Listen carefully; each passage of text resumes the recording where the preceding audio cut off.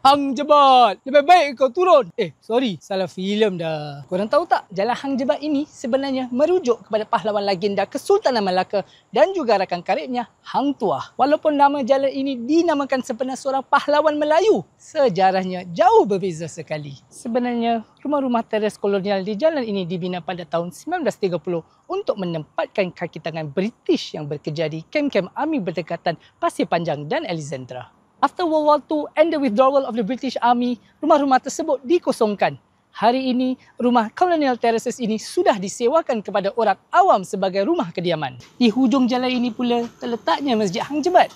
Bermula sebagai surau pada zaman 50-an for the Malay Regiment soldiers and Muslim workers at the nearby Wessex Estate, surau ini dinaik taraf menjadi sebuah masjid pada tahun 1973. Bestnya vibes daerah sini, ada feeling kampung.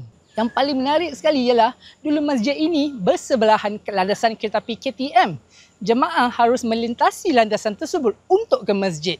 I can imagine the commotion when it's time for prayers or even Hari Raya celebrations. Tetapi kekecohan tersebut sudah tiada lagi apabila KTM sudah berhenti operasi pada tahun 2011. Saya tidak percaya negara kita masih ada tempat yang tenang dan damai sebegini. Saya berasa sangat santai dan jauh daripada hiruk pikuk kehidupan bandar. Macam nak pindah sini je lah. Korang tahu tak tempat sebegini di Singapura? Recommend lah kepada kami semua. Dan jangan lupa untuk follow, like dan share OMG XBH.